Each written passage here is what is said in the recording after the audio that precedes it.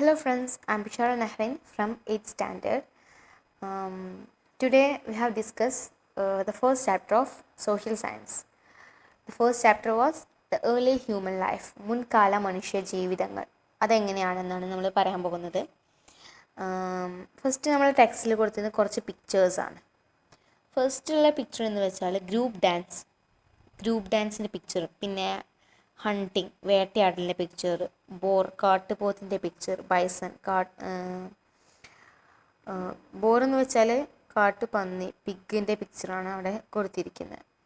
പിന്നെ അവിടെ ഒരു ക്വസ്റ്റ്യൻ ഉണ്ട്, what information about the life of the early man can be obtain from these pictures. ഈ പിക്ചേഴ്സിൽ നിന്ന് നമുക്ക് ഏർലി മാൻ തന്ന ഇൻഫർമേഷൻ എന്തൊക്കെയാണെന്ന്. അവർ മൃഗങ്ങൾ ഹണ്ട് ചെയ്തിരുന്നു, പിന്നെ അവർ collectively engage in recreational activities. അവർ എല്ലാ കാര്യങ്ങളും ഭയങ്കരമായിട്ട് കളക്റ്റായിട്ട് എൻഗേജ് ചെയ്തിരുന്നു. പിന്നെ അവർ ബോറിനെയും ബൈസിനെയും ഒക്കെ ഹണ്ട് ചെയ്തിരുന്നു. അങ്ങനത്തെ ഒരു ഇതാണ് നമുക്ക് കിട്ടിയത്. പിന്നെ അവർ different colours were used in the cave paintings. അവർ കേവ് പെയിൻറ്റിങ് ഗുഹചിത്രങ്ങളിൽ പലതരത്തിലുള്ള കളറുകൾ അവർ യൂസ് ചെയ്തിരുന്നു.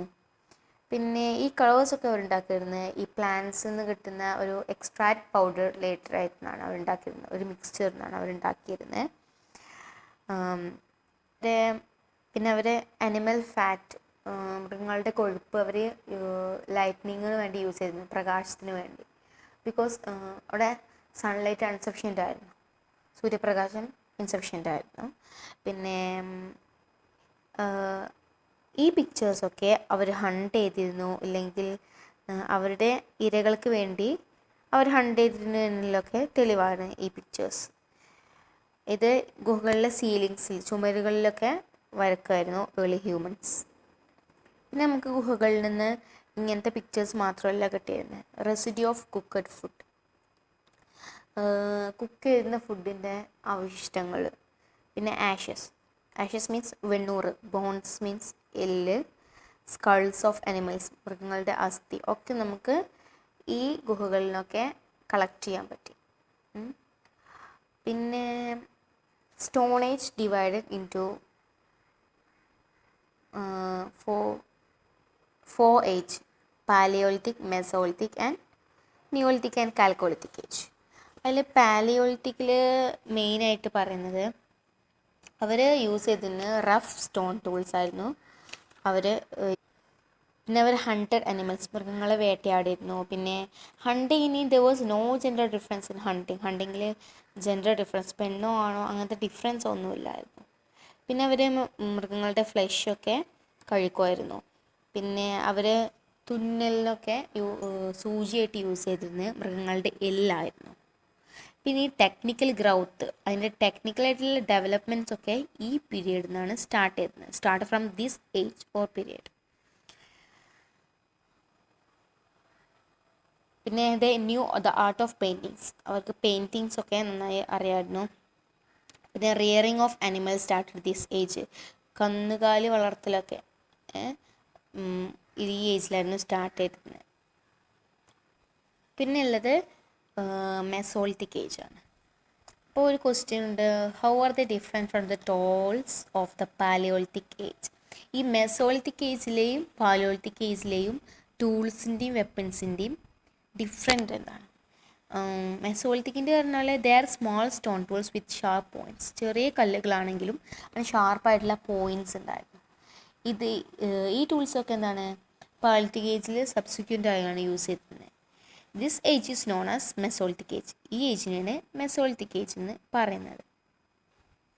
പിന്നെ what could have been the use of these tools, എന്തൊക്കെയാണ് ഈ ടൂൾസ് കൊണ്ടുള്ള ഒരു ഉപയോഗം? To hunt animals by fastening a pole, to digging tubers and cutting animal skin, vegetable and ഫ്രൂട്ട്സിനെയും വെജിറ്റബിൾസിനെയും ഒക്കെ മുറിക്കാം, അനിമൽസിൻ്റെ സ്കിന്നൊക്കെ നമുക്ക് പിന്നെ മെസോളിത്തിക് ഏജിൻ്റെ futures, they are small stone tools with sharp points and man discovered new source of food in this period. ഫുഡിൻ്റെ സോഴ്സ് മനുഷ്യൻ കണ്ടെത്തി, ഡിസ്കവർ ചെയ്തു. അവർ ഗ്രാസൊക്കെ കഴിക്കാൻ തുടങ്ങി, ഡോൾഫിന്, വെയിൽ തിമിംഗലം, ഫിഷസൊക്കെ അവർ പെട്ടെന്ന് തന്നെ കഴിക്കാൻ തുടങ്ങി. പിന്നെ ഈ എവിഡൻസ് ഒക്കെ നമുക്ക് കിട്ടിയത് ഏത് പ്ലേസ് എന്ന് വെച്ചാൽ ബാഗർ അദംക എന്ന് പറയുന്ന മധ്യപ്രദേശിലാണ്. പിന്നെ മെസോളിത്തിക് ഏജിൻ്റെ main features: domesticated dogs, bow and arrows used for hunting, began to exchange food, tools, ornaments, etc. Logs were tied together and used for navigation. ഇനി നിയോളിത്തിക് ഏജ് ആണ്. നിയോളിത്തിക് ഏജിൽ used polished and sharp stone tools. ഷാർപ്പായിട്ടുള്ള stone ടൂൾസും polish ചെയ്ത stone ടൂൾസും അവർ use ചെയ്തിരുന്നു. Neolithic age mean new stone age. Neolithic age എന്ന് അർത്ഥമാക്കുന്നത് ന്യൂ സ്റ്റോൺ ഏജ് എന്നാണ്. The changes come when Mesolithic age is gone. Animal disappeared, population increased, environmental change, scarcity of food are major reason that led to cultivation. കൾട്ടിവേഷനിലേക്ക് led ചെയ്യാനുള്ള major reasons ആണ് scarcity of food, environmental changes, population increase, animal disappear എന്നൊക്കെയാണ്. പിന്നെ അവർ rearing of animals start ചെയ്തു, settlements ഒക്കെ start ചെയ്തു. ഏജിലെ ഫീച്ചേഴ്സ്. ഇനി കാൽക്കോളിത്തിക് ഏജ്. കാൽക്കോളിത്തിക് ഏജ് എന്ന് പറഞ്ഞാൽ was a transition period from the stone age to the metal. In addition to the stone tools the peoples of the period made copper tools as well. Copper ടൂൾസും ഈ പീരിയഡിലെ people's use ചെയ്തിരുന്നു. പിന്നെ അവർ ഹഡ്സൊക്കെ ഉണ്ടാക്കുന്നത് മണ്ണ് കൊണ്ടുള്ള ഇഷ്ടിക കൊണ്ടായിരുന്നു, മഡ് ബ്രിക്സ് കൊണ്ടായിരുന്നു. പിന്നെ അവർ the residue of wheat and barley, വീറ്റും ഗോതമ്പും ബാർലിയും ഒക്കെ അവർ കൾട്ടിവേറ്റ് ചെയ്തിരുന്നു. പിന്നെ അവർ pics would drawn on the walls of hut, പിക്ചേഴ്സൊക്കെ അവർ വരച്ചിരുന്നത് ഹട്ട്സിൻ്റെ ചുമരുകളിൽ നിന്നാണ്. The age in which man used stone tools and weapons is known as stone age. കല്ലുകൊണ്ടുള്ള ടൂൾസും വെപ്പൺസും ഒക്കെ യൂസ് ചെയ്തിരുന്ന കാലത്തിനാണ് സ്റ്റോൺ ഏജ് എന്ന് പറയുന്നത്.